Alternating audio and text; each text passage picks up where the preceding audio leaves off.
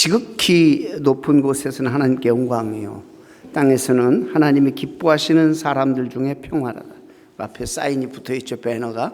하늘에는 영광이고 땅에는 평화. 이게 성탄의 사실상 가장 중심되는 메시지입니다. 우리 기독교가 그냥 하나님 살아계십니다, 하나님 존재만을 믿는 종교가 아닙니다. 또 전지전능하셔서 그 하나님이 이 세상에서 일어나는 모든 일의 궁극적인 원인이 되십니다. 이 사실만이 믿는 종교가 사실 기독교 전부가 아닙니다. 또 하나의 오늘과 연관해서 대단히 중요한 기독교의 가르침은 하나님이 사람이 되셔서 당신을 계시하셨다. 이게 하나님이 사람이 되셨다. 이 사실을 가르치고 믿는 종교입니다. 복음서에 보면은 예수 탄생의 스토리들이 많이 나와 있습니다. 또 거기에 등장하는 인물들이 적지 않습니다. 특별히 마태복음에 보면은 예수님의 족보를 이야기하면서 좀 불경스럽게 예수님의 족보는, 히브리 족보는 거의 남자들만, 우리 옛날에 한국처럼 남자 이름만 되는데 여기에 불경스러운 여자 넷이 거기에 예수님의 족보에 들어갑니다. 유대인만이 아니라 또 모함 여인 이방인까지 들어가므로 예수님이 유대인만의 메시아가 아니라 모든 인류의 메시아라는 사실을 우리가 또 그 마태복음의 기록을 통해서 볼 수 있습니다. 다말, 라합, 룻, 밧세바, 이 여인들을 여러분 면밀히 살펴보면 은혜가 안 될 정도로 부정한 여인들입니다. 다말이라는 여인은 창세기 38장에 등장하는데 유다의 며느리로서 시아버지를 술 먹여가지고 시아버지와 동침하여 아들을 낳은 엽기적인 행위를 한 여인이 바로 이 다말이라는 여인입니다. 율법에 따르면 이 여자는 돌로 맞아 죽어야 될 그런 여인인데 참 예수님의 족보에 보란듯이 이 여인이 들어가 있습니다. 이런 부분에 대해서는 또 기회가 언젠가 또 있으면 설명을 드리려고 합니다. 오늘은 그게 주제가 아니니까. 또 라합과 룻은 다 이방 여인입니다. 여러분 라합 잘 아시죠? 이스라엘이 광야에서 방황하다가 이제 여리고성을, 가나안 땅에 들어가서 첫 성이 여리고성인데 그 여리고성을 점령했을 때 그들을 도왔던 누굽니까? 창녀, 프라스티튜트, 창녀였어요. 기생이라고 근사한 말로 썼지만,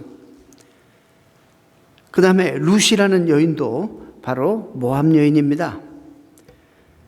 또 우리아의 아내는 누굽니까? 밧세바는 다윗 왕이 불륜을 통해서 얻은 아내, 강제로 갈취한 그런 아내가 아니었습니까? 결국에 우리아를, 그 남편을 죽여버리고 끝까지 데리고 산 여인이 바로 밧세바입니다. 바로 이런 은혜가 안 되고 불경건한 4명의 여인이 참 거룩하신 하나님이 이 땅에 오시는 그 어마어마한 거룩한 족보에 이름이 올려 있습니다. 저는 오늘 이제 이것과 연관해서 오늘 복음서에 특별히 본문 중심으로 나타나는 첫 번째 성탄, 주님이, 하나님이 이 땅에 오셨을 때에 그 성탄을 분명히 천사는 기쁨의 메시지라, 온 땅에 미칠 기쁨의 메시지라 증거했는데 그 성탄을 맞이하는 사람들의 반응이 각각 참 달랐습니다. 제각각이었습니다.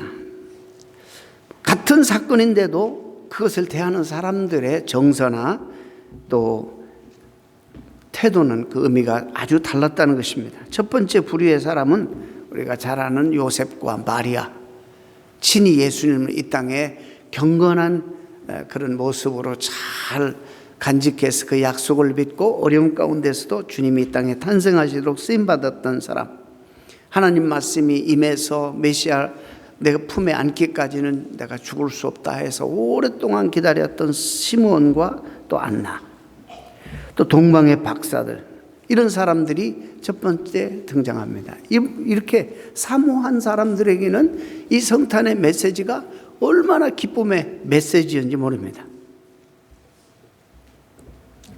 이들에게는 정말 주님의 오심이 성탄이 말할 수 없이 기쁜 메시지였습니다. 그리고 천사가 고지했을 때 그 메시지가 가슴에 와닿고 그 기쁨의 메시지를 가슴에 품고 사모하면서 주님을 기다렸습니다. 또 한 사람이 등장하는데 오늘 헤롯 왕입니다. 헤롯 대왕. 로마 황제를 등에 업고 자기 구역 안에서는 무소불위의 막강한 권력을 휘둘렀던 왕입니다. 그런데 그가 동방 박사들 앞에서 보인 모습은 그의 권력 기반이 허약하기 짝이 없다는 사실을 잘 우리가 볼 수 있습니다. 그는 박사들의 이야기를 듣고 두려워하기 시작합니다. 자기가 엄연히 지금 유대를 다스리는 왕이고 그 왕노릇, 그 통치 노릇을 하고 있는데 다른 유대인이 탄생했다. 저 이방에서 동방에서 온 박사들이 그런 얘기를 하니까 얼마나 두려움에 빠졌는지 모릅니다. 폭정을 펴는 독재자는 두려워서 강압적이 되고 폭력을 사용해서 두려워서 예루살렘 예수님이 어디서 태어나는지를 찾기를 애썼지만 못 찾으니 그 인근에 태어나는 2살 이하의 사내 아이들은 다 죽이도록 명령합니다. 아예 우한의 싹을 잘라버리기 위해서였습니다. 그 헤롯 왕에게 있어서 바로 이 구세주의 탄생 소식은 무슨 소식이었을까요? 두려운 소식이었을 것입니다. 그는 그날이 두려웠습니다. 또 세 번째 부류의 사람은 종교 지도자들, 대제사장과 율법학자들입니다. 동방 박사들은 별을 보고 왔지만 그 사건 때문에 이들은 성경을 뒤지기 시작합니다. 헤롯 왕이 유대 땅에 유대 왕이 태어났다고 하는데 그게 성경에 어디에 기록되어 있느냐, 어디에 예언되어 있느냐, 성경의 해박한 지식을 가지고 있던 이들은 성경을 뒤지기 시작합니다. 그리고 난 다음에 성경을 많이 알았고 그 구세주가 바로 베들레헴에서 태어난다는 사실을 그들이 그 예언을 찾아내죠. 그들에게 과연 예수 그리스도의 탄생은 무슨 감정이었을까? 어떤 소식이었을까? 헤롯에게처럼 두려운 소식이었을까? 도대체 어떤 소식이었을까 그들에게?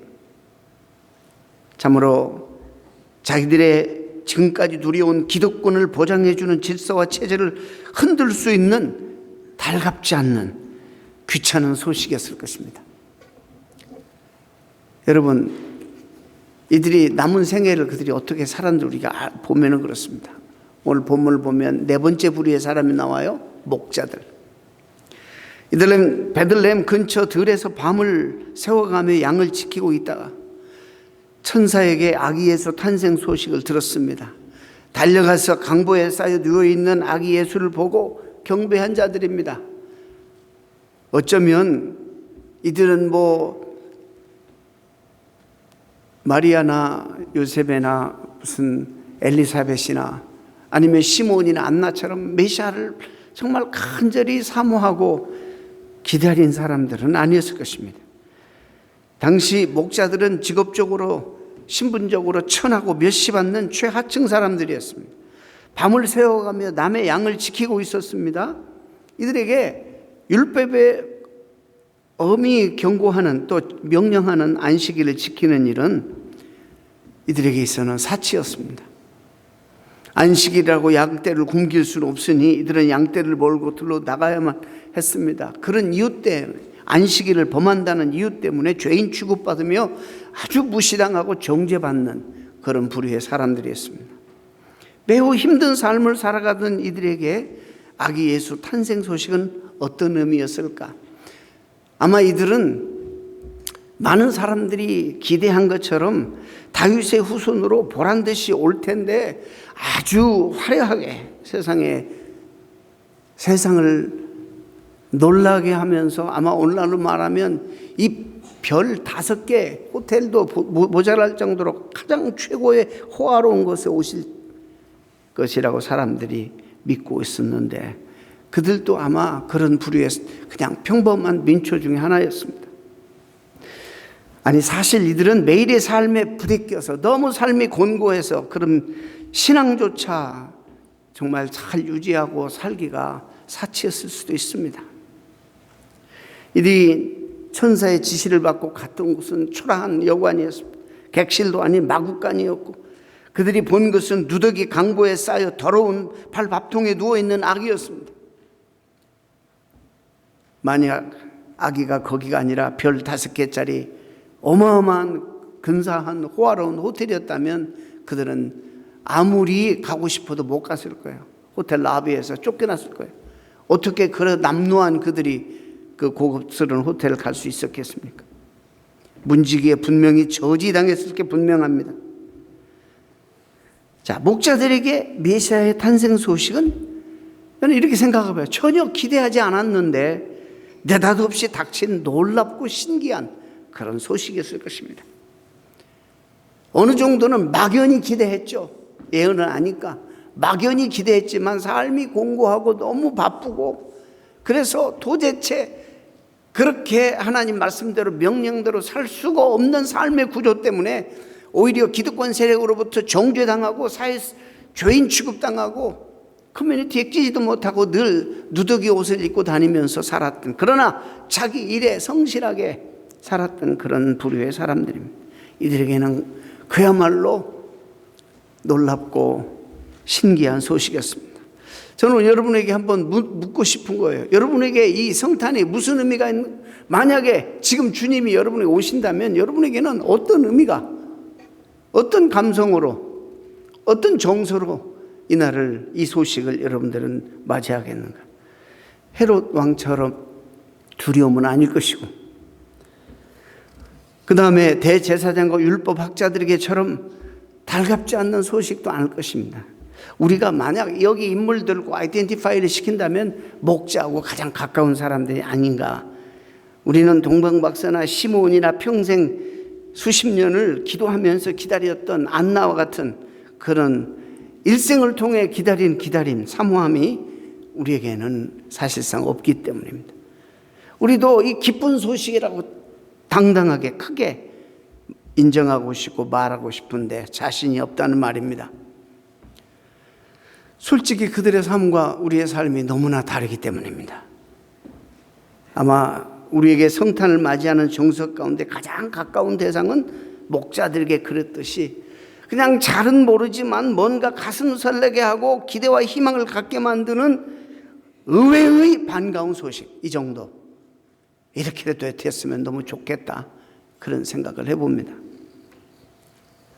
우리는 이들 삶이 그 후에 어떻게 전개됐는지 대충 압니다. 정확한은 모르지만은 헤롯은 죽는 날까지 권력 투쟁하면서 하루도 마음 편할 날이 없이 살다가 죽었습니다.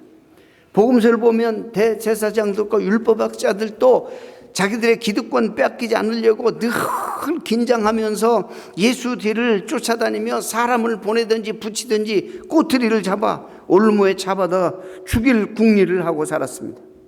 백성들의 관심과 사랑과 애정이 예수에게 가는 꼴을 못 보고 늘 질투하며 그런 긴장 속에 살았습니다. 아마 동방박사들은 무사히 고향으로 돌아가 그때 감격을 되새기며 살았을 것입니다.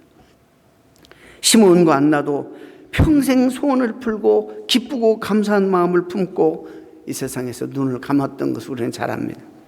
궁금한 점은 목자들입니다. 성경에 자세히 나오지 않아요. 어떻게 살았을까? 예수하고 만나는 그 만남이 무슨 의미를 그들에게 주었을까? 그 경험들이 그들을 변화시켰을까? 변화시켰다면 어떤 변화가 그들에게 있었는가?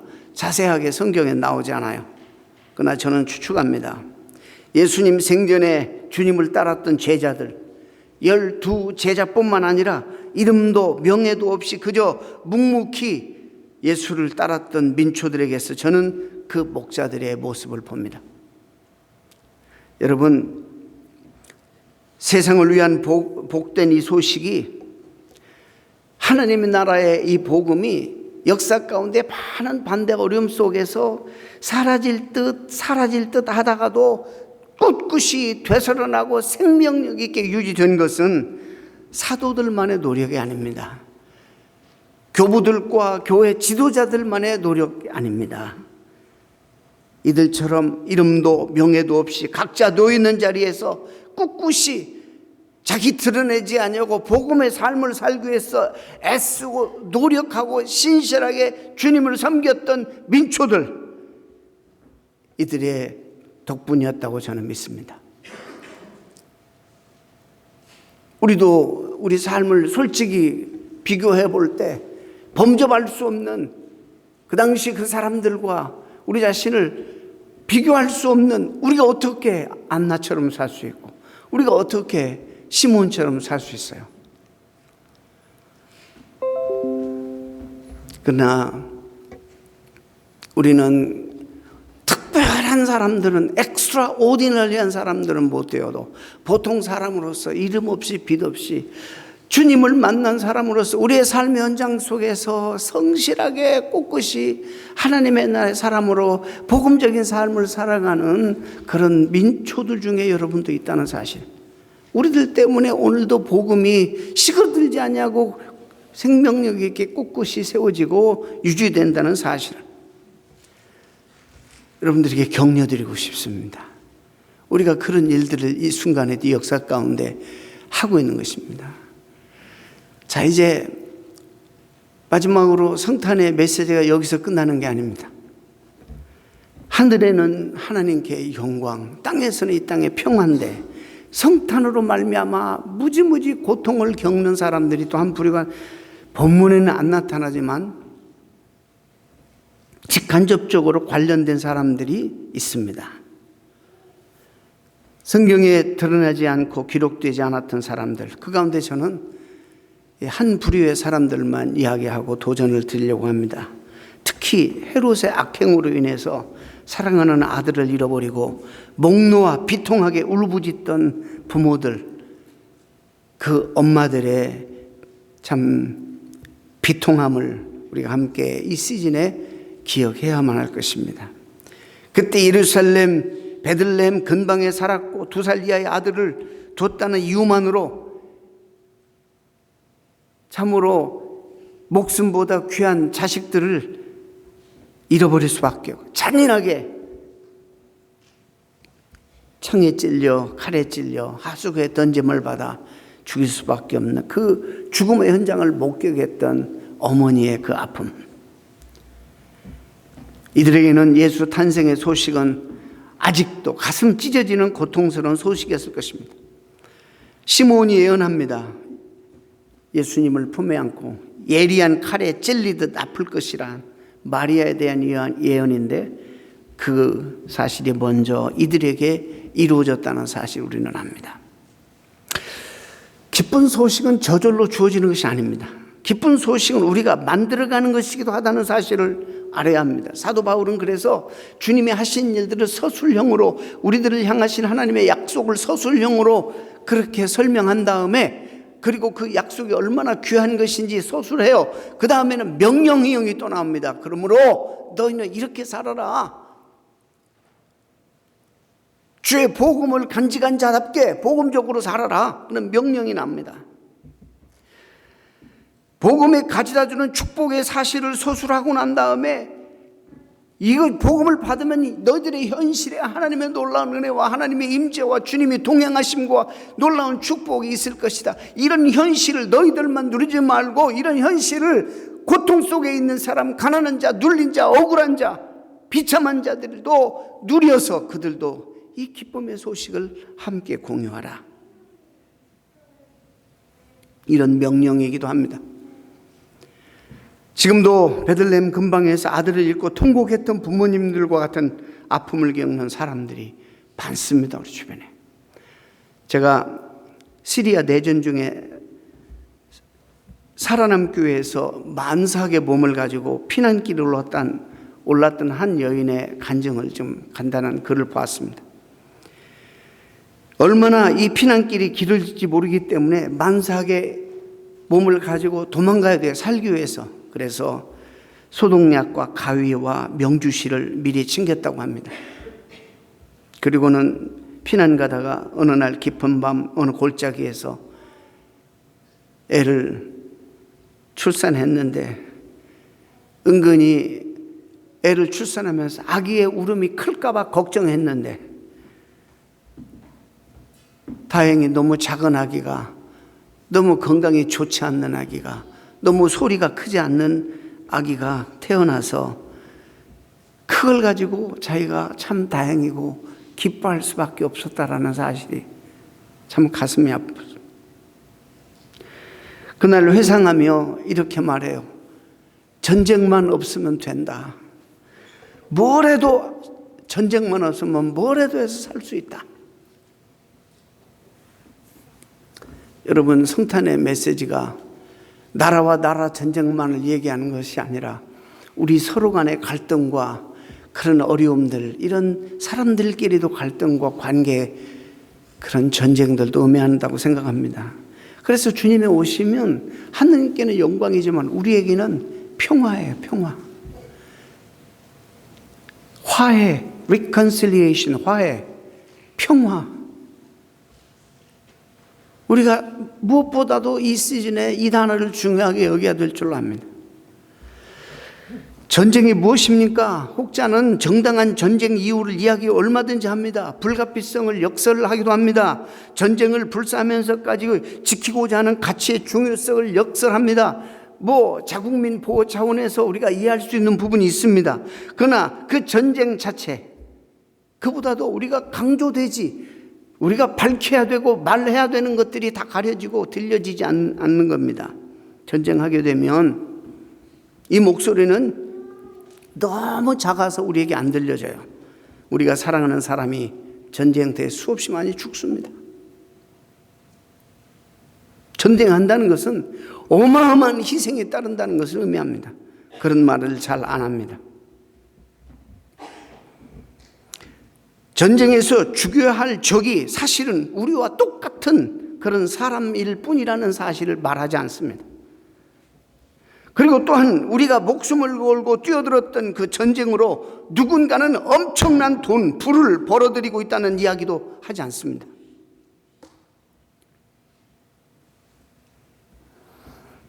남의 얘기보다도 우리 한국 전쟁 당시,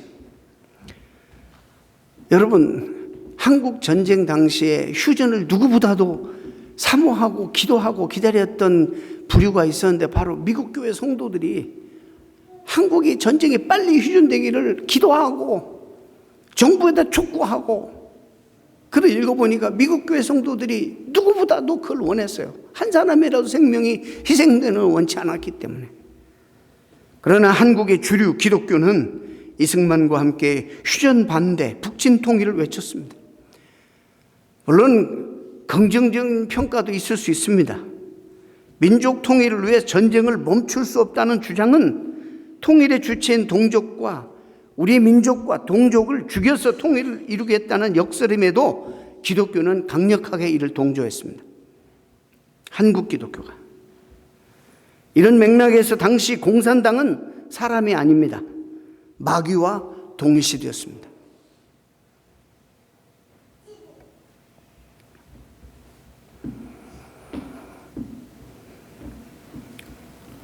저는 이상합니다.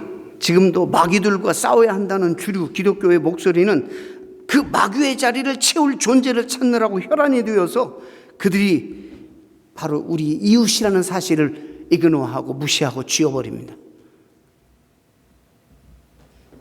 내 구원을 위해서라면, 내 기득권을 위해서라면 내 이웃은 언제 어느 순간이라도 나와 상관없는 그들이 되어버립니다.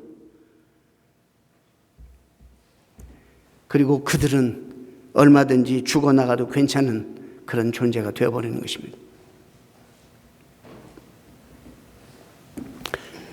여러분, 제가 좀 부끄러운 얘기입니다. 여러분, 듣기 싫은 얘기일 수 있지만은 서북청년단이 영락교회 청년회 중심이었습니다.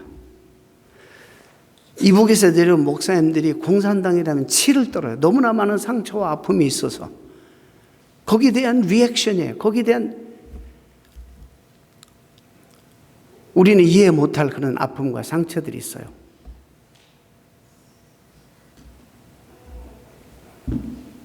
그 한경직 목사님이 중심이 되어서 한기총을 만든 거예요.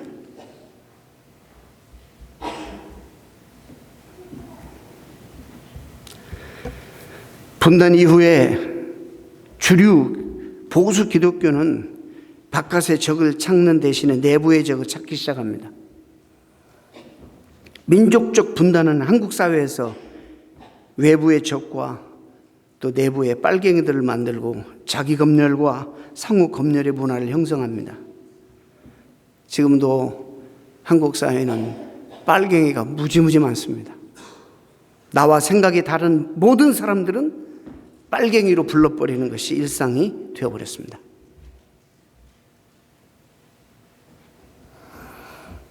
지금 2019년 지금 상황에서 우리 사회의 빨갱이는 소수자입니다. 기득권 세력이 아닙니다. 나와 생각이 다르면 다 빨갱이입니다. 오늘 본문에 나타나는 목자는 빨갱이입니다. 저는 최근에 불쑥불쑥 내가 기독교인이라는 것이 이렇게 부끄러울 수가 있을까? 이런 상황 속에서 어떻게 전도하라는 건가? 이런 생각을 하게 됩니다.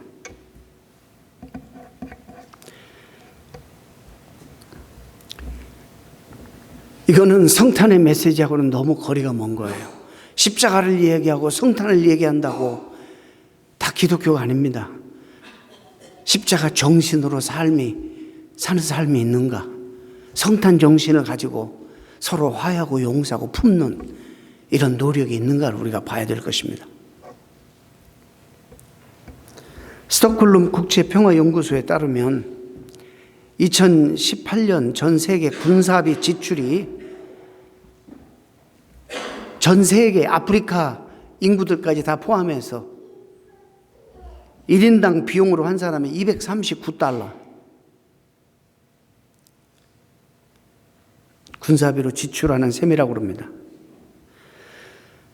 각 나라가 만들고 구입한 무기들은 어디에다 쓰며 누구를 향하고 그 많은 돈은 어떻게 충당하는가?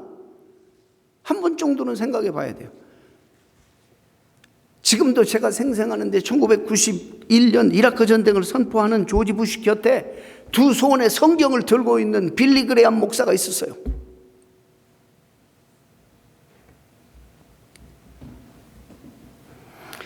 그 길었던 전쟁의 끝, 이라크에 대상 살상 무기가 있다고 명분 세워서 전쟁하고 못 찾았습니다.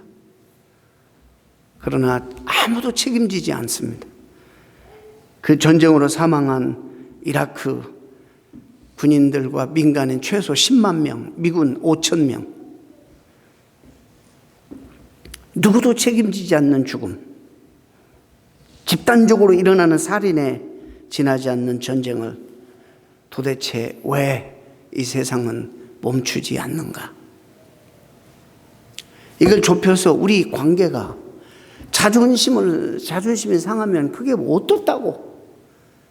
왜 그렇게 척을 지고 담을 쌓고 복음 자체가 화해의 복음이고 용서의 복음이고 이게 복음의 본질이고 가장 기본인데 이걸 못하고 철야기도 하면 무슨 의미가 있으며 금식기도를 하면 그게 무슨 의미가 있겠다는 거예요. 너무 잘못된 영성이에요.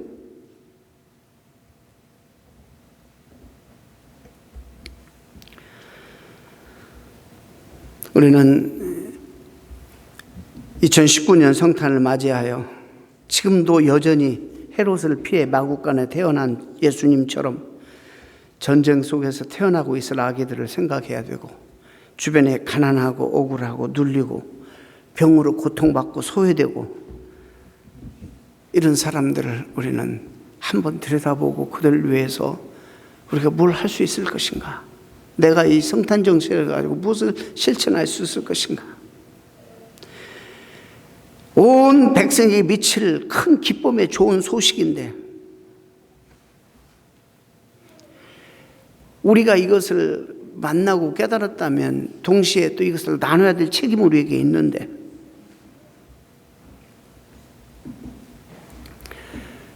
그들에게도 이것이 기쁜 소식이 될 때까지 끊임없이 애쓰고 노력하고 이것을 전하고 이 삶을 살아가는 우리를 통해서 결국에 그들이 이 시즌의 주인공이신 예수님을 만나고 그들에게도 그 아픈 현장 속에서 목자들이 비빌 언덕이 없었던 그들에게 이 주님을 경배한다는, 하나님 우주보다 크신 주님을 만나 경배한다는 이 놀라운 특권과 영광을 누리고, 그 후에 저는 분명히 믿어요. 주님을 만난 사람들 변화가 안 될 수가 없어요. 그 삶에 어떤 삶이 그들에게 전개되어도 기쁨과 감사함으로 일평생 살았을 것이다. 바로 그런 민초들 때문에 복음이 오늘날에도 이렇게 생명력 있게 꿋꿋이 세워지고 이 정신으로 살아갈 것이다. 저는 그렇게 믿습니다. 구세주의 탄생 소식이 더 이상 두려움이나 아픔이나 고통의 소식이 아니라 그들 모두에게 기쁨의 소식이 될 때까지 입술로 전하고 삶으로 나누고 일어나는 명령에 순종하는 저와 여러분이 되어야 될 줄로 믿습니다. 이것이 2019년 하나님 우리에게 주시는 성탄 메시지입니다. 하나님께는 영광, 땅에는 평화, 용서하십시오. 가로막힌 담을 허시고 용납하고 여러분들 서로 화해하고, 여기 안 계신 분들이라도 그리고 관심을 가지고 주변을 좀 돌아보십시오. 이 복음의 이 놀라운 능력과 기쁨을 누리지 못하는 사람들, 아직도 고통과 어려움과 가난 속에서 허덕이는 사람들이 주변에 있지 않는지 살피는 것이 성탄을 바로 보내는 성탄 정신이라 믿습니다. 기도하겠습니다.